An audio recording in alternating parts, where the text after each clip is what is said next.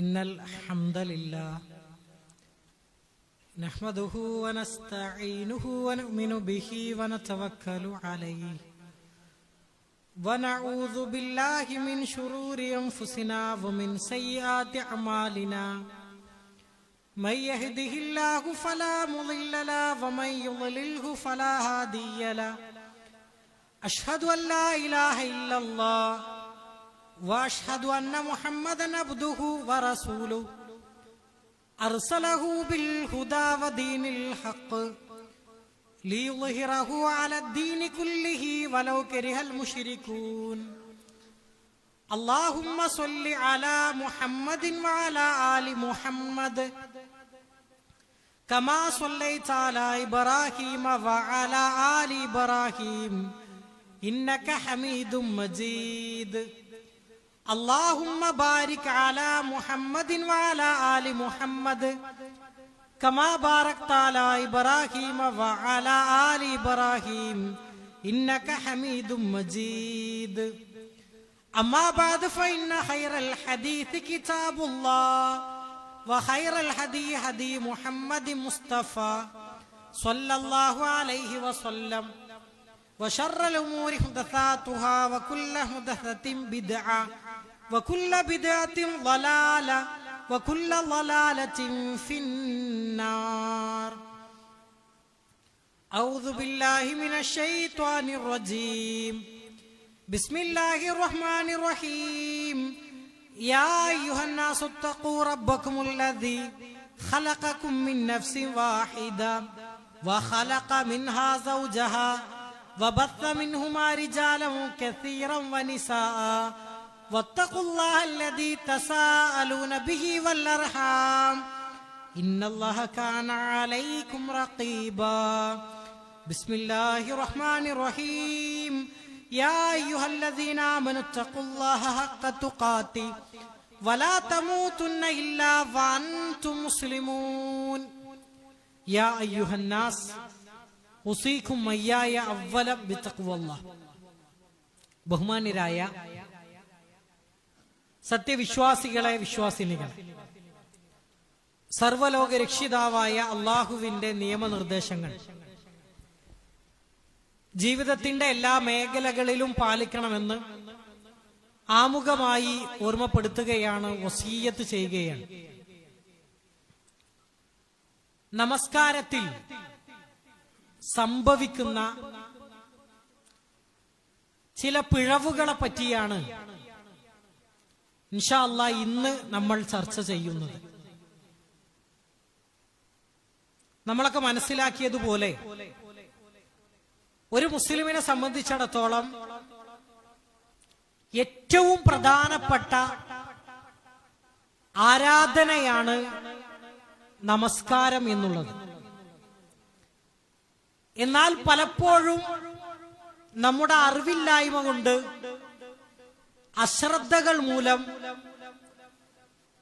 നമ്മുടെ നമസ്കാരങ്ങളിൽ ഗുരുതരമായ പല പിഴവുകളും സംഭവിക്കാറുണ്ട്. ഇത് പരിഹരിക്കുക എന്നുള്ളത്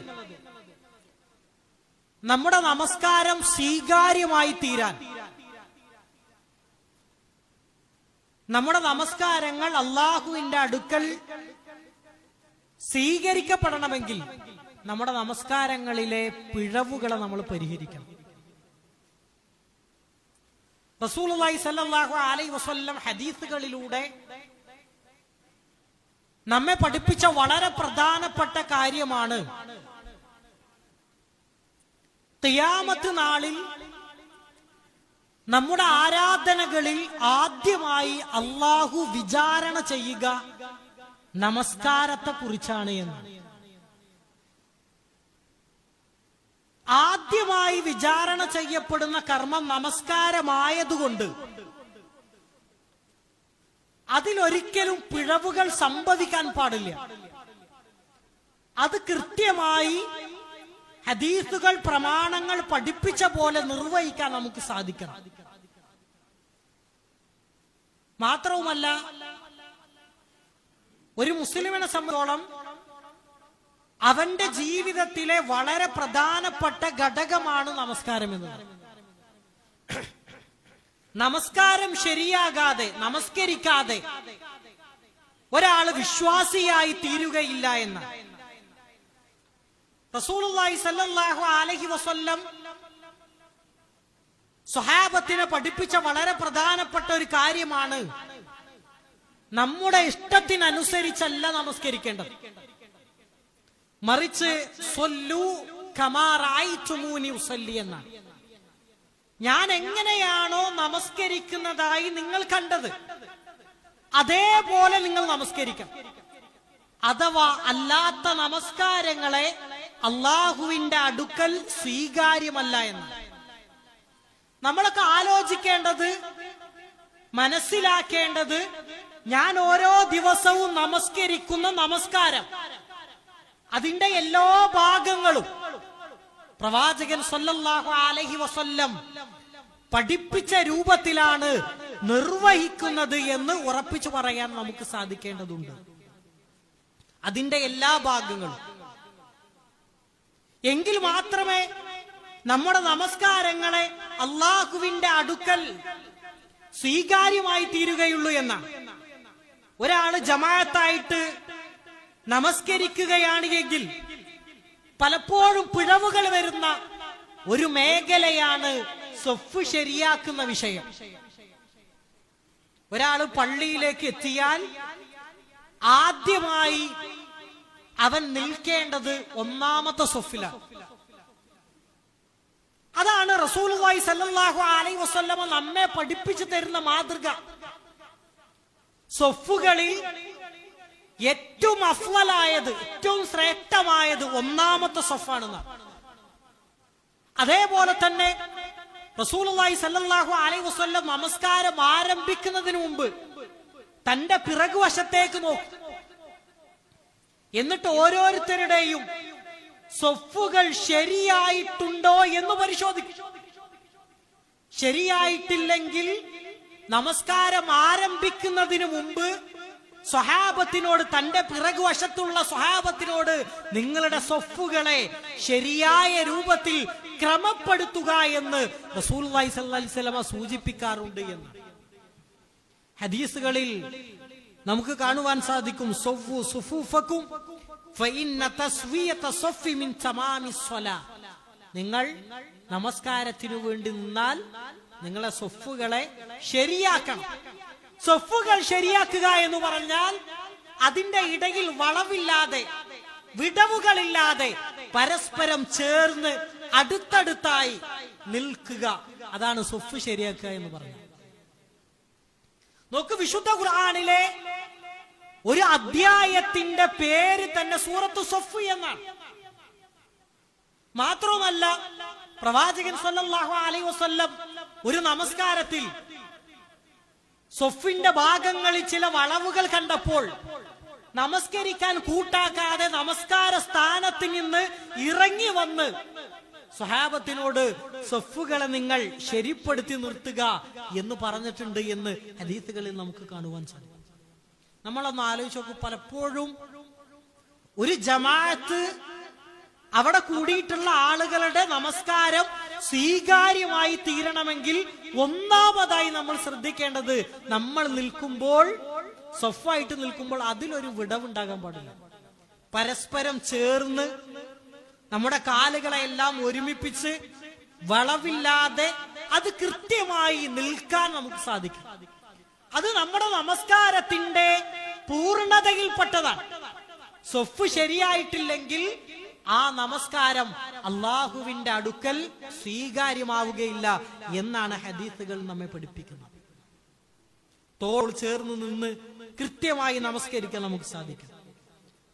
അതേപോലെ തന്നെ ഒറ്റക്ക് നമ്മൾ നമസ്കരിക്കുമ്പോൾ നമ്മുടെ മുമ്പിലൂടെ നമ്മെ അശ്രദ്ധമാക്കിക്കൊണ്ട് ഒരാൾക്ക് നടക്കാനുള്ള അവസരം ഉണ്ടാകാൻ പാടില്ല.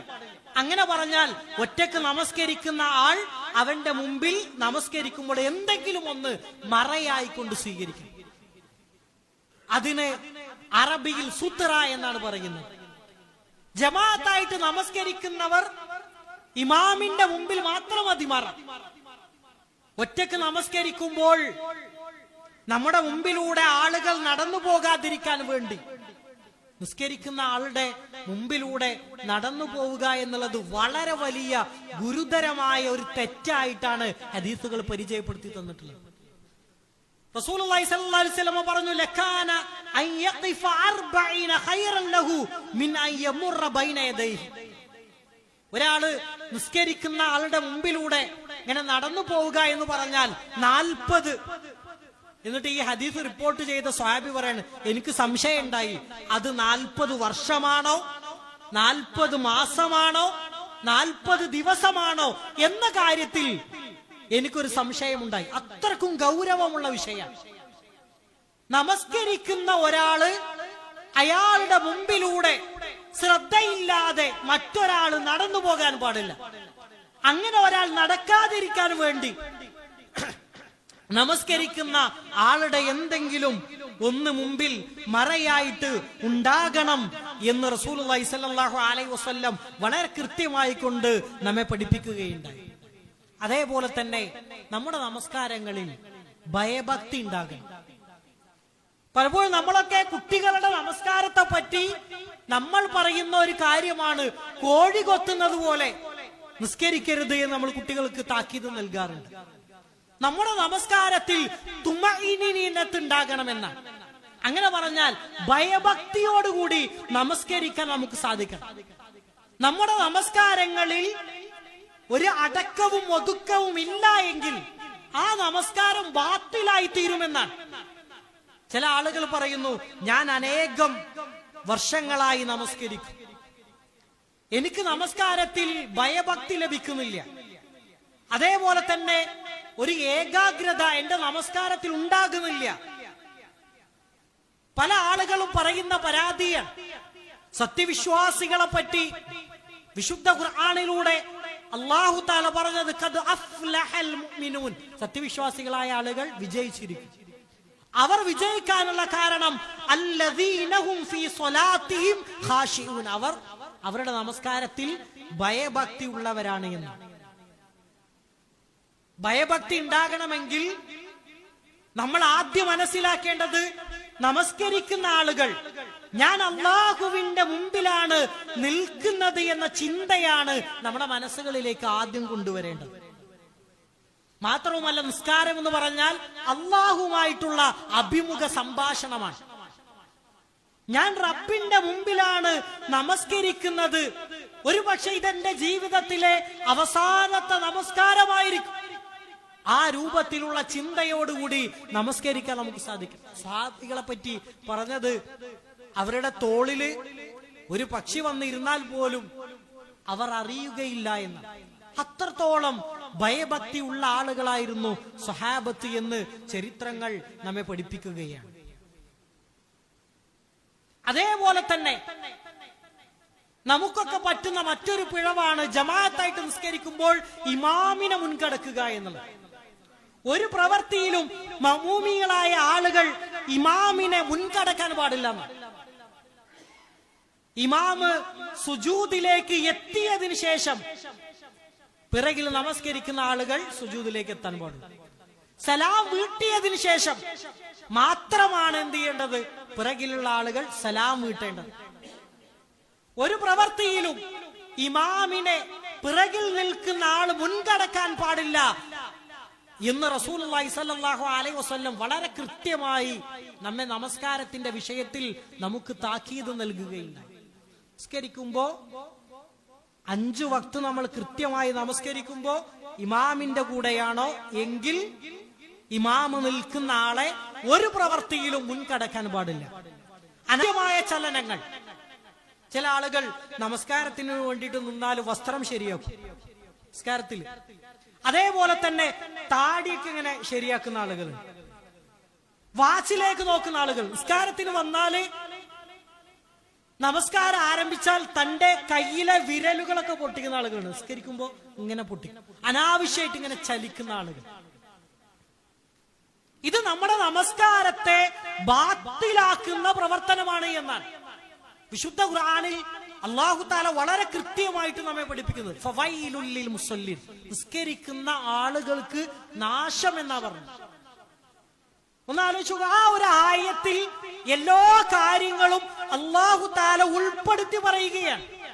എന്നിട്ട് തൊട്ടടുത്ത വചനം അല്ലദീനഹും അൻ സ്വലാത്തിഹിം സാഹൂൻ, അവർ നമസ്കരിക്കുന്നുണ്ട്, പക്ഷെ അവരുടെ നമസ്കാരത്തെ തൊട്ട് അശ്രദ്ധയിലാണ് എന്ന്. അങ്ങനെയുള്ള നമസ്കാരം കൊണ്ട് ഒരു പ്രയോജനവുമില്ല എന്ന്.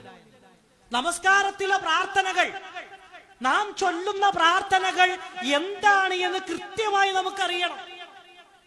ആ പ്രാർത്ഥനകളുടെ അർത്ഥം, ഒരാൾ നമസ്കരിക്കുമ്പോ എത്ര റക്അത്തുണ്ടോ ആ റക്അത്തുകളിലൊക്കെ അയാൾ ഫാത്തിഹ ചൊല്ലും. ഫാത്തിഹയുടെ ഓരോ പദങ്ങളുടെയും അർത്ഥങ്ങൾ, ഓരോ ആയത്തുകളുടെയും അർത്ഥങ്ങൾ ഞാൻ പാരായണം ചെയ്യുന്നത് എന്താണ് എന്ന തിരിച്ചറിവ് സഹോദരങ്ങളെ നമുക്കുണ്ടാകണം. ഇനിയും പല ആളുകളും 30 വർഷത്തോളം 40 വർഷത്തോളമൊക്കെ നമസ്കരിച്ച ആളുകളുണ്ടാവും. അവർ ചെറുപ്പത്തിൽ ശീലിച്ച അതേ രൂപത്തിൽ തുടരുകയായിരിക്കും. പക്ഷേ നമ്മൾ ആലോചിക്കേണ്ടത്, നമ്മുടെ നമസ്കാരങ്ങൾ, നാം ചെയ്യുന്ന റുകൂഅ്, സുജൂദുകൾ, അത്തഹിയ്യാത്തുകൾ, അതിന്റെ ഇടയിലുള്ള ഇരുത്തങ്ങൾ, പ്രാർത്ഥനകൾ, ഇതെല്ലാം പ്രവാചകൻ സല്ലല്ലാഹു അലൈഹി വസല്ലമ പഠിപ്പിച്ച രൂപത്തിലാണോ എന്ന് നമ്മൾ എന്നെങ്കിലും ഒന്ന് പരിശോധിച്ചു നോക്കിയിട്ടുണ്ടോ? നമ്മളൊക്കെ നെഞ്ചത്ത് കൈവച്ച് ആലോചിക്കേണ്ട ഒരു കാര്യം. 5 നേരം ഒരു ചടങ്ങ് പോലെ നമസ്കരിക്കുകയല്ല വേണ്ടത്, മറിച്ച് അതിലെ ഓരോ രൂപങ്ങളും, ഇന്ന് അതിലെ ഓരോ രൂപങ്ങളും പഠിക്കാൻ നമുക്ക് സുലഭമായ അവസരങ്ങളാണുള്ളത്. നമ്മൾ 5 നേരം കൃത്യമായിട്ട് നമസ്കരിക്കുമ്പോൾ അതിലെ ഓരോ കാര്യങ്ങളിലും കൃത്യമായ കാഴ്ചപ്പാട് വിശ്വാസിനികളെ നമുക്കുണ്ടാകും.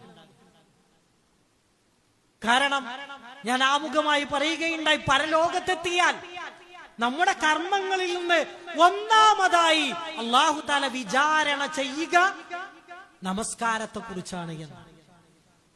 ആ നമസ്കാരത്തിന്റെ എല്ലാ ഭാഗങ്ങളിലും കൃത്യമായ അറിവ് സഹോദരങ്ങളെ, സഹോദരിമാരെ, നമുക്കുണ്ടാകേണ്ടതുണ്ട്. അതിലെ ഓരോ രൂപങ്ങളും, അതിലെ ഓരോ പ്രാർത്ഥനകളും, ആ പ്രാർത്ഥനകളുടെ എല്ലാം അർത്ഥങ്ങൾ കൃത്യമായി മനസ്സിലാക്കാൻ നമുക്ക് സാധിക്കും. അതേപോലെ തന്നെ അതീവ ജാഗ്രത പാലിക്കേണ്ട ഒരു വിഷയമാണ് നമസ്കാരം പാഴായി പോകുന്നത്. നമസ്കാരം പാഴായി പോകുക എന്ന് പറഞ്ഞാൽ നമ്മളൊക്കെ നിസ്സാരമായിട്ട് കാണുന്ന ഒരു സംഗതിയാണ്. ഒരു മുസ്ലിമിന്റെ മേൽ അല്ലാഹു 5 നേരത്തെ നമസ്കാരം നിർബന്ധ വാജിബായിട്ടുള്ള ബാധ്യതയായിട്ടാണ് പഠിപ്പിച്ചിട്ടുള്ളത്. ഒരുപാട് ആയത്തുകളിലൂടെ അല്ലാഹു തആല ഇതിങ്ങനെ ആവർത്തിച്ച് നമുക്ക് പറഞ്ഞു തരുന്നു. പല ആളുകളും അവരവരുടെ തിരക്കുകളെ പറ്റി പറയും.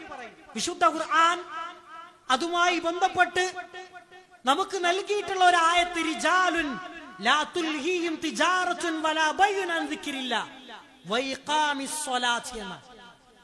ചില ആളുകളുണ്ട്, അവരുടെ ജീവിതത്തിലെ കച്ചവടങ്ങൾ, മറ്റു തിരക്കുകൾ അവരെ നമസ്കാരത്തെ അശ്രദ്ധമാക്കുകയില്ല എന്ന്. അഥവാ എത്ര തിരക്കുള്ള ആളുകളാണ് എങ്കിലും നമസ്കാരത്തിന്റെ സമയമായാൽ, ഏതു വലിയ ബിസിനസ്സുകാരനായാലും കച്ചവടക്കാരനാണെങ്കിലും എത്ര വലിയ ശുഅലുള്ള ആളുകളാണ് എങ്കിലും നിസ്കാരത്തിന്റെ സമയമായാൽ അവർ കൃത്യമായി നമസ്കരിക്കുന്ന ആളുകളായി. അത് വിശ്വാസികളുടെ ഒരു ലക്ഷണമാണ് എന്ന്. അത് പാലിക്കാൻ നമുക്ക് സാധിക്കുന്നുണ്ടോ എന്ന് നമ്മൾ പരിശോധിച്ചു. നിസ്കാരം എന്ന് പറഞ്ഞാൽ അത് ഇസ്ലാമിന്റെ അടിത്തറയാണ്.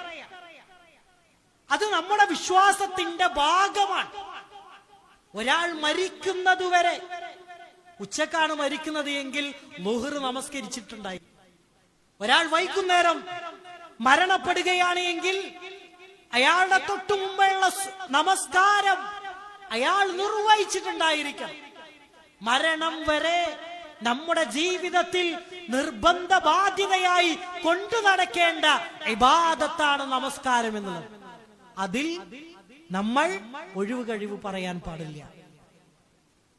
നമസ്കാരത്തിലെ ഓരോ ഭാഗങ്ങളും നമ്മളിങ്ങനെ, അതൊക്കെ ഒരു ക്യാമ്പായിട്ട് നമ്മുടെ പഠന ക്ലാസ്സുകളായി നമ്മളൊക്കെ മനസ്സിലാക്കേണ്ട കാര്യങ്ങൾ. ഓരോ കാര്യങ്ങൾ, എങ്ങനെയാണ് ഒരാൾ കൈ കെട്ടേണ്ടത്, എത്ര വരെ കൈകൾ ഉയർത്താം. അതേപോലെ തന്നെ അത്തഹിയ്യാത്തിൽ നമ്മൾ വിരൽ ചൂണ്ടുമ്പോൾ വിരലിലേക്കാണ് നമ്മൾ നോക്കേണ്ടത്. നമസ്കാരത്തിൽ കൈകെട്ടിയാൽ ഒരാൾ സുജൂദിലേക്കാണ് നോക്കേണ്ടത്. ഇങ്ങനെയുള്ള ഓരോ രൂപങ്ങളിൽ ചെറിയ കാര്യങ്ങൾ വരെ നമുക്ക് കൃത്യമായ ധാരണയുണ്ടാകും. അതിന്റെ രൂപങ്ങൾ എല്ലാം നമ്മൾ പഠിച്ചിരിക്കണം. നമസ്കാരത്തിന്റെ കാര്യത്തിൽ അതിൽ അറിവില്ലാത്ത ഒരാളും നമ്മുടെ കൂട്ടത്തിൽ ഉണ്ടാകാൻ പാടില്ല. ഇല്ലെങ്കിൽ നമ്മൾ അത് പഠിക്കാൻ വേണ്ടി ശ്രമിക്കണം. നമ്മൾ ഒരുപാട് കാര്യങ്ങൾ നമ്മളൊരു കാര്യത്തിലേക്ക് മുന്നിട്ടിറങ്ങിയാൽ കൃത്യമായിട്ട് നമ്മൾ അതിനെ പഠിച്ച് മനസ്സിലാക്കാറുണ്ട്. അതേപോലെ നമ്മുടെ നമസ്കാരം എന്ന് പറഞ്ഞാൽ ജീവിതത്തിലെ വളരെ പ്രധാനപ്പെട്ട ഘടകമാണെന്ന തിരിച്ചറിവ് നമുക്കുണ്ടായി അതിലെ ഓരോ കാര്യങ്ങളും കൃത്യമായി പഠിക്കാൻ നമുക്ക് കഴിയണം. അങ്ങനെയുള്ള സത്യവിശ്വാസികളുടെ കൂട്ടത്തിൽ അല്ലാഹു തആല നമ്മെ ഏവരെയും ഉൾപ്പെടുത്തി അനുഗ്രഹിക്കുമാറാകട്ടെ.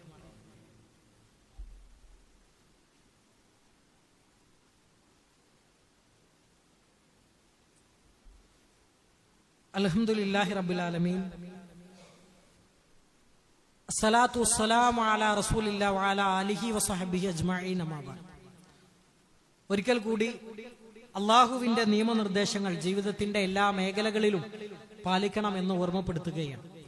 നമസ്കാരത്തിൽ നമ്മുടെ എല്ലാം ജീവിതത്തിൽ സംഭവിക്കുന്ന ചില പിഴവുകളെ പറ്റിയാണ് സൂചിപ്പിച്ചു വന്നത്. നമ്മൾ അതികഠിനമായ ചൂടിലൂടെയാണ് കടന്നുപോയിക്കൊണ്ടിരിക്കുന്നത്. പകലിലും രാത്രിയിലൊക്കെ ഉന്നതമായ താപനിലയാണ് നമ്മൾ അനുഭവിച്ചു കൊണ്ടിരിക്കുന്നത്. പരിഹാരമായി AC-കളും ഫാനുകളൊക്കെ ഉപയോഗിച്ച് നമ്മളത് പരിഹരിക്കുന്നുണ്ട്. മഴ ലഭിക്കുക എന്നതല്ലാതെ കൃത്യമായ ഒരു പരിഹാരം ഇനി അതിനില്ല. അല്പ ദിവസങ്ങൾ കൂടി കഴിഞ്ഞാൽ നമ്മൾ മഴക്കാലങ്ങളിലേക്ക് പ്രവേശിക്കും. ഞാൻ സൂചിപ്പിച്ചു വന്നത് ഒരു ചെറിയ ചൂട് പോലും 44 ഡിഗ്രി ചൂട് പോലും നമുക്ക് എന്ത് ചെയ്യുന്നില്ല, സഹിക്കാൻ കഴിയുന്നില്ല. വിശുദ്ധ ഖുർആനിലെ ഒരു ചെറിയ ആയത്തുണ്ട്. ആ ആയത്തിലൂടെ അള്ളാഹു നമുക്ക് നൽകുന്ന ഒരു സന്ദേശമുണ്ട്. വിശുദ്ധ ഖുർആനിൽ നമുക്ക് കാണുവാൻ സാധിക്കും, നാറു ജഹന്നമ അശദ്ദു ഹർറൻ, നാറു ജഹന്നമ അശദ്ദു ഹർറൻ. നരകത്തിലെ ചൂട് എന്ന് പറഞ്ഞാൽ അതികഠിനമായ ചൂടാണ്. ഇങ്ങനെ അല്ലാഹു തആല പറഞ്ഞിട്ട് അവസാനിപ്പിക്കുകയാണ്. ഈ ഒരു വാചകം നോക്കൂ, നരകത്തിലെ ചൂട് എന്ന് പറഞ്ഞാൽ അതികഠിനമായ ചൂട് എന്ന് അല്ലാഹു നമുക്ക് താക്കീത് നൽകുകയാണ്. അഥവാ നമ്മുടെ ജീവിതത്തിൽ സാധ്യമാകുന്ന സൽക്കർമ്മങ്ങളെല്ലാം ചെയ്തുകൊണ്ട് സ്വർഗം കരഗതമാക്കണം എന്ന സന്ദേശമാണ് ആ ആയത്തിലൂടെ അല്ലാഹു തആല നമുക്ക് നൽകുന്നത്. ഈ ഒരു 44 ഡിഗ്രി ചൂട് വരെ എനിക്കും നിങ്ങൾക്കും സഹിക്കാൻ കഴിയുന്നില്ല. നമ്മളൊക്കെ ആകെ പ്രയാസത്തിലാണ്. ചില ആളുകൾക്ക് ഉറങ്ങാൻ സാധിക്കുന്നില്ല, അതേപോലെ തന്നെ ജോലി ചെയ്യാൻ സാധിക്കുന്നില്ല, ഇങ്ങനെയുള്ള പ്രയാസങ്ങൾ. എന്നാൽ അള്ളാഹു പറയുകയാണ്, നരകത്തിലെ ചൂട് എന്ന് പറഞ്ഞാൽ അത് അതികഠിനമായ ചൂടാണ്. അതിൽ നിന്ന് നിങ്ങൾ എന്ത് ചെയ്യണം, രക്ഷപ്പെടണം. അതിനു വേണ്ടിയിട്ടുള്ള സൽപ്രവർത്തികളാണ് സഹോദരങ്ങളെ നമ്മുടെ ജീവിതത്തിന്റെ ഓരോ നിമിഷങ്ങളിലും ഉണ്ടാകേണ്ടത്. മഹാനായ പ്രവാചകൻ സല്ലല്ലാഹു അലൈഹി വസല്ലം ഫാത്തിമ ബീവിയോട് നടത്തുന്ന ഒരു ഉപദേശമുണ്ട്. അത് ചരിത്രങ്ങൾ നമ്മെ പഠിപ്പിക്കും. യാ ഫാത്തിമ ബിൻത മുഹമ്മദിൻ സലിനി മിൻ മാലിൻ മാ ശിഅതി. നീ ഉദ്ദേശിക്കുന്ന, ഫാത്തിമ ബീവിയോട് പറയും, ഫാത്തിമ നീ ഉദ്ദേശിക്കുന്ന ധനം അല്ലെങ്കിൽ ഈ ലോകത്ത് നീ എന്താണോ ആഗ്രഹിക്കുന്നത് അത് എന്നോട് പറയുക. ഒരു പക്ഷേ എനിക്ക് നിന്റെ ആഗ്രഹങ്ങളെ സാധിച്ചു തരാൻ സാധിക്കും. എന്നിട്ട് പ്രവാചകൻ സല്ലല്ലാഹു അലൈഹി വസല്ലം പറയുകയാണ്, ലാ ഉഗ്നി അൻകി മിനല്ലാഹി ഷൈഅൻ. അല്ലാഹുവിന്റെ അടുത്ത് അഥവാ പരലോകത്ത് എത്തിയാൽ നിനക്ക് വേണ്ടി ഒന്നും ചെയ്തു തരാൻ എനിക്ക് സാധിക്കുകയില്ല. 2 വാചകാണ് ഫാത്തിമ ബീവിയോട്. ഇഹലോകത്ത് നീ ഉപ്പാനോട് എന്തു വേണമെങ്കിലും ചോദിച്ച ഒരു പക്ഷേ എനിക്കത് സാധിച്ചു തരാൻ സാധിക്കും. എന്നാൽ പരലോകത്ത് നിന്റെ ശരീരത്തെ നരകത്തിൽ നിന്ന് എന്ത് ചെയ്യണം, നീ തന്നെ കാത്തുരക്ഷിക്കണം. നമ്മുടെ മക്കൾക്കൊക്കെ അവർ ആഗ്രഹിക്കുന്ന കാര്യങ്ങളൊക്കെ നമ്മൾ നേടിക്കൊടുക്കാറുണ്ട്. അതേപോലെ തന്നെ നമ്മൾ ആഗ്രഹിച്ച, നമ്മൾ സ്വപ്നം കാണുന്ന പല കാര്യങ്ങളും പല രൂപത്തിൽ സമ്പത്തിലൂടെയൊക്കെ നമ്മൾ കരഗതമാക്കാറുണ്ട്. എന്നാൽ പരലോകത്ത് അള്ളാഹുവിന്റെ അടുക്കൽ നമ്മുടെ സൽക്രമങ്ങൾ മാത്രമാണ് നമുക്കുള്ള പ്രതിവിധി. അതിലൂടെ മാത്രമേ പരലോക വിജയം കണ്ടെത്താൻ നമുക്ക് സാധിക്കുകയുള്ളൂ എന്ന് റസൂലുള്ളാഹി സ്വല്ലല്ലാഹി അലൈഹി വസല്ലമ തന്റെ മകൾ ഫാത്തിമാക്ക് നൽകിയ ഉപദേശമായി ചരിത്രങ്ങൾ നമുക്ക് പരിചയപ്പെടുത്തി തരികയാണ്. നരകമോചനത്തിനു വേണ്ടി നമ്മൾ എപ്പോഴും അള്ളാഹുവിനോട് പ്രാർത്ഥിക്കണം. ഒരുപാട് പ്രാർത്ഥനകൾ ഹദീസുകളിൽ നമുക്ക് കാണുവാൻ സാധിക്കും. അല്ലാഹുമ്മ ഇന്നി അസ്അലുക്കൽ ജന്ന വഅഊദു ബിക മിനന്നാർ. അല്ലാഹുവേ, ഞാൻ നിന്നോട് സ്വർഗത്തെ ചോദിക്കും, അതേപോലെ തന്നെ നരകത്തിൽ നിന്ന് നീ എന്നെ കാത്തുരക്ഷിക്കണേ എന്ന പ്രാർത്ഥന. അല്ലാഹുമ്മ ഇന്നി അസ്അലുക്കൽ ജന്ന വഅഊദു ബിക മിനന്നാർ. ഈ പ്രാർത്ഥന റസൂലുള്ളാഹി സ്വല്ലല്ലാഹി അലൈഹി വസല്ലം തന്റെ ജീവിതത്തിൽ ധാരാളമായി കൊണ്ട് ചൊല്ലിയിരുന്ന ഒരു പ്രാർത്ഥനയാണ്. നമ്മുടെയൊക്കെ മരണം അത് എപ്പോഴാണ് നമ്മുടെ ജീവിതത്തിലേക്ക് വന്നെത്തുക എന്ന് ഒരാൾക്കും പറയാൻ സാധിക്കുക. കഴിഞ്ഞ ഒരാഴ്ചയായി ഒരുപാട് മരണ വാർത്തകൾ നോക്കൂ. കഴിഞ്ഞ ദിവസം തൃശ്ശൂരിൽ 14 ആളുകളാണ് ഒരു വെടിപ്പുര കത്തിയിട്ട് മരണപ്പെട്ടു പോയിട്ടുള്ളത്. അതേപോലെ തന്നെ വാൽപ്പാറയിൽ വെച്ച് ഒരു സ്കൂളിലെ 11ഓളം അധ്യാപകരാണ് ഒരുമിച്ച് മരണപ്പെട്ടത്. ഈ അടുത്ത ദിവസങ്ങളിൽ പാമ്പ് കടിയിട്ട് ചെറിയ കുട്ടികൾ വരെ ശ്രദ്ധയില്ലാതെ ഉറങ്ങാൻ പോയപ്പോൾ തലയണയുടെ ഭാഗത്ത് നിന്ന് പാമ്പ് കടിയേറ്റ് മരിച്ചു. ഇങ്ങനെ ഒരുപാട് മരണ വാർത്തകൾ. ഈ മരണം എന്ന് പറഞ്ഞാൽ അതിന് പ്രായ വ്യത്യാസമല്ല. ഏത് സമയത്തും അവരാരും നമ്മളൊക്കെ പ്രതീക്ഷിക്കാതെ നമ്മുടെ സന്തോഷവേളകളിലേക്ക് ഒരുപക്ഷെ മരണം എന്ന യാഥാർത്ഥ്യം വന്നെത്താമെന്നത്. ഏത് സമയത്ത് മരിച്ചാൽ നമ്മളൊക്കെ ആലോചിക്കേണ്ടത്, ഞാൻ ഇപ്പോൾ മരണപ്പെടുകയാണ് എങ്കിൽ എന്റെ സ്ഥാനം സ്വർഗത്തിലാണോ നരകത്തിലാണോ എന്ന് തീരുമാനിക്കേണ്ടത് നമ്മളാണ്. ആ രൂപത്തിൽ വലിയ തിന്മകൾ നമ്മുടെ ജീവിതത്തിൽ സംഭവിക്കാതെ എല്ലാ ദിവസവും നമ്മുടെ വിരിപ്പിലേക്ക് എത്തുമ്പോൾ തൗബ ചെയ്ത് ഇസ്തിഗ്ഫാർ നടത്തിക്കൊണ്ട് ഉറങ്ങാൻ നമുക്ക് സാധിക്കണം. പ്രഭാതത്തെ നമ്മൾ പ്രതീക്ഷിക്കാൻ പാടില്ല. ഇന്ന് വൈകുന്നേരമാകുമോ ഒരു പ്രതീക്ഷയും നമുക്കില്ല. മനുഷ്യ ജീവിതം, മനുഷ്യന്റെ ആയുസ് എന്ന് പറഞ്ഞാൽ അങ്ങനെ ഏത് സമയത്തും മരണപ്പെട്ടാൽ സ്വർഗം ലഭിക്കാൻ നമുക്ക് സാധിക്കും. ആ രൂപത്തിൽ പരമാവധി കിട്ടുന്ന സമയങ്ങൾ, സന്ദർഭങ്ങളെല്ലാം അമലുകൾക്ക് വേണ്ടി നമ്മൾ ഉപയോഗപ്പെടുത്തുക. അള്ളാഹു നമ്മുടെ കർമ്മങ്ങളെയെല്ലാം പരലോകത്ത് സ്വീകരിക്കപ്പെടുന്ന അമലുകളുടെ കൂട്ടത്തിൽ ഉൾപ്പെടുത്തി അനുഗ്രഹിക്കുമാറാകട്ടെ. അള്ളാഹുവെ, ഞങ്ങളുടെ ജീവിതത്തിൽ വന്നുപോയിട്ടുള്ള ചെറുതും വലുതുമായ എല്ലാവിധ തെറ്റുകുറ്റങ്ങളെയും പുറത്തു മാപ്പാക്കി തന്ന് നിന്റെ ജന്നാത്തുൽ ഫിർദൗസിൽ ഒരുമിച്ച് കൂട്ടി അനുഗ്രഹിക്കണമേ നാഥ. അള്ളാഹുവെ, ഞങ്ങളിൽ നിന്ന് മരണപ്പെട്ടു പോയ ഞങ്ങളുടെ മാതാപിതാക്കൾ, കുടുംബക്കാരായ ആളുകൾ, സഹോദരങ്ങൾ, പണ്ഡിതന്മാരായ ആളുകൾ, അവരുടെ ഖബറിടത്തെ വിശാലമാക്കി കൊടുക്കണമേ നാഥ. അള്ളാഹുവെ, ഞങ്ങളിൽ രോഗങ്ങൾ കൊണ്ടൊക്കെ പ്രയാസപ്പെടുന്ന ഒരുപാട് ആളുകളുണ്ട്. അള്ളാഹുവെ, അവരുടെ രോഗങ്ങൾക്കെല്ലാം നീ ശമനം നൽകി അനുഗ്രഹിക്കണമേ നാഥ. അള്ളാഹ് കച്ചവടങ്ങളിൽ, ജോലികളിൽ ബർക്കത്ത് നൽകി അനുഗ്രഹിക്കണമേ നാഥ. അല്ലാഹുമ്മ ഗ്ഫിർ ലിൽ മുഅ്മിനീന വൽ മുഅ്മിനാത്ത് വൽ മുസ്ലിമീന വൽ മുസ്ലിമാത്ത് إنك مجيب الدعوات يا قاضي الحاجات. اللهم أجرنا من النار، اللهم أجرنا من النار. اللهم يا مقلب القلوب ثبت قلوبنا على دينك.